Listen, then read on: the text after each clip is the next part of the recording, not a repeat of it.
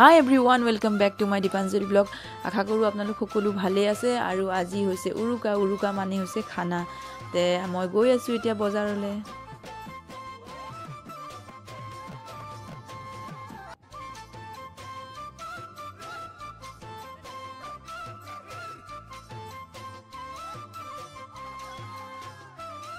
তো ফ্ৰেন্ডস বজাৰ আহি পাই প্ৰথমতে আমি মাছ বজাৰত গৈছিলো মাছ বজাৰত আমি পাওঁতে 10টা বাজিছিলে কিন্তু ইমানে ভিৰ আছিল 10টা বজাৰতো তাৰ পিছতে দেউতাক লগ পালে তাতে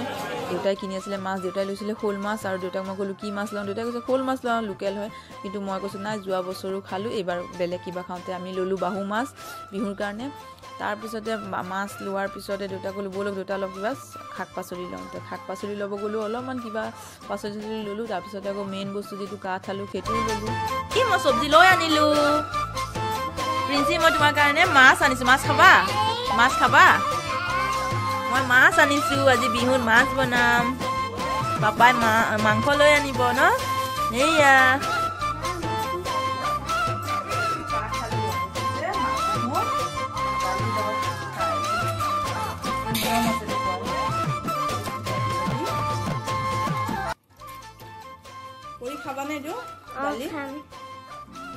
আৰু ফ্ৰেন্ডস মই দুপৰীয়াই মাছ বনালো কাৰণ কি ৰাতিটো মাংস বনাবই লাগিব আৰু মোৰ এটা কেক অৰ্ডাৰো আছিলে তো মই বনালো ভাত পানী বনোৱাৰ পিছত কাৰণ আবেলি লবলৈ আহিব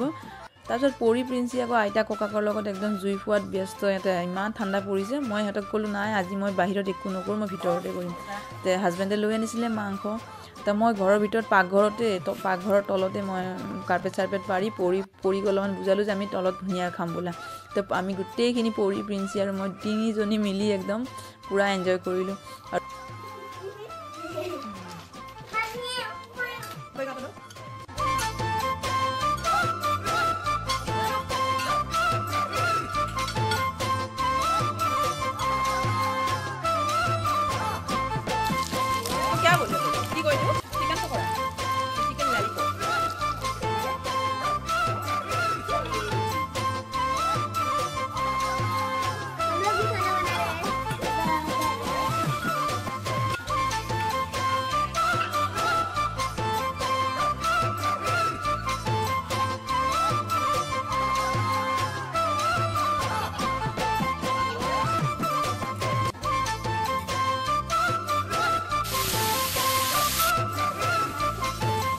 তো ফ্ৰেন্ডস আজি ভিডিওটো মই ইয়াতে সামৰিছো আৰু আপোনালোকে লাইক শেয়াৰ আৰু সাবস্ক্ৰাইব কৰিব নাপাহৰিব